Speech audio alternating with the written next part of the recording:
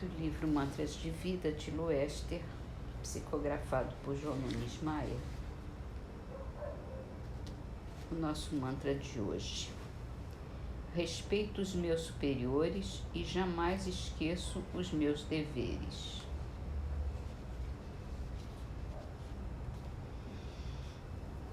No Livro dos Espíritos, é a pergunta 710. Os seres vivos que vivem em mundos com uma organização mais apurada têm necessidade de se alimentar? Tem, mas seus alimentos estão em relação com a sua natureza. Tais alimentos não seriam bastante substanciosos para seus estômagos grosseiros, assim como os deles não poderiam digerir os seus alimentos.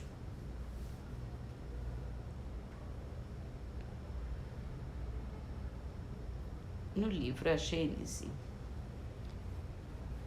nós estamos no capítulo Esboço Geológico da Terra.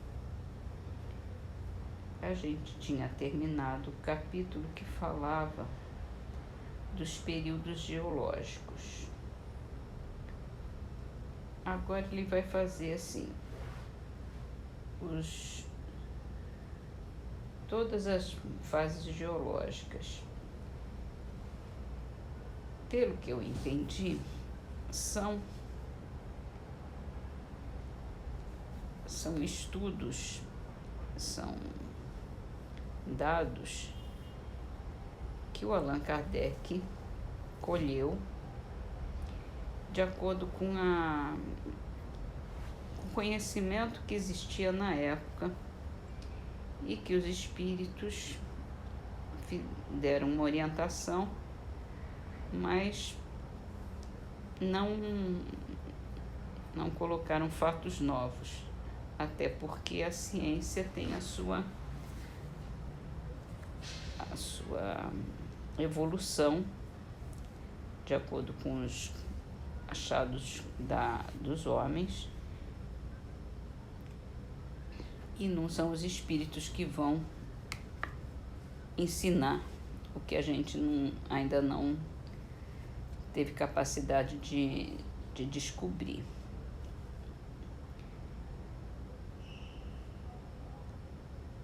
Então vamos à leitura.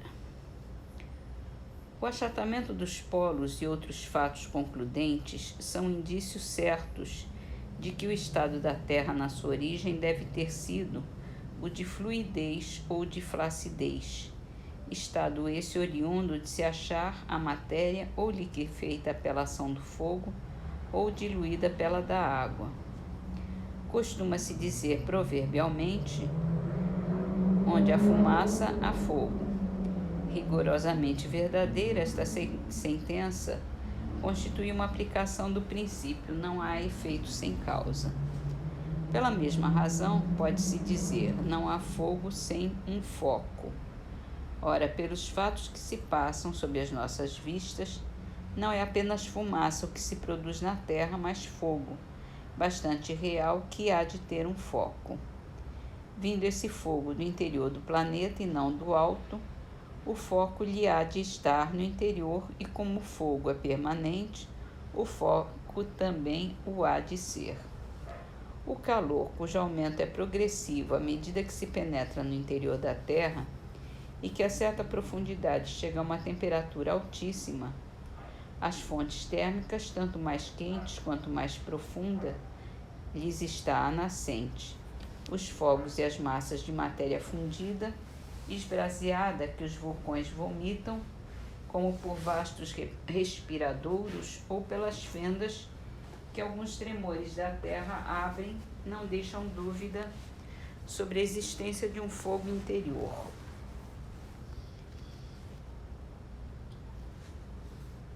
Conquanto não haja aí mais do que uma conjectura, julgando da causa pelo efeito, ela tem todos os caracteres de probabilidade e leva à conclusão de que a Terra ainda é uma massa incandescente, recoberta de uma crosta sólida ele fala sobre números, né, que parece que não são muito exatos, então eu vou pular essa parte. Aliás, é muito variável a espessura da crosta terrestre, porque há zonas, sobretudo nos terrenos vulcânicos, onde o calor e a flexibilidade do solo indicam que ela é pouco considerável. A elevada temperatura das águas termais constitui igualmente indício de proximidade do foco central. Assim sendo, evidente se torna que o primitivo estado de fluidez ou de flacidez da Terra há de ter tido como causa a ação do calor e não a da água. Em sua origem, pois, a Terra era uma massa incandescente, em virtude da irradiação. Deu-se o que se dá com toda matéria em fusão. Ela esfriou pouco a pouco, principiando o resfriamento como era natural, pela superfície que então endureceu, ao passo que o interior se conservou fluido. Pode-se assim comparar a Terra a um bloco de carvão ao sair ígneo da fornalha e que sua superfície se apaga e resfria ao contato do ar, mantendo-se-lhe o interior em estado de ignição, conforme se verificará quebrando-o. Na época em que o globo terrestre era uma massa incandescente, não continha nenhum átomo a mais nem a menos do que hoje. Apenas sob a influência da alta temperatura, a maior parte das substâncias que a compõem e que vemos sob a forma de líquidos ou de sólidos, de terras, de pedras, de metais e de cristais, se achavam em estado muito diferente. Sofreram unicamente uma transformação. Em consequência do resfriamento, os elementos formaram novas combinações. O ar, enormemente dilatado, de certo se estendia a uma distância imensa. Toda a água, forçosamente transformada em vapor, se encontrava misturada com o ar. Todas as matérias, suscetíveis de se volatilizarem, tais como os metais, o enxofre e carbono, se achavam em estado de gás. O da atmosfera nada tinha, portanto, de comparável ao que é hoje. A densidade de todos esses vapores lhe dava uma opacidade que nenhum raio de sol podia atravessar. Se nessa época um ser vivo pudesse existir na superfície do planeta, apenas seria iluminado pelos revérberos sinistros da fornalha que lhe estava sob os pés e da atmosfera esbraseada. Ele nem sequer suspeitaria da existência do Sol.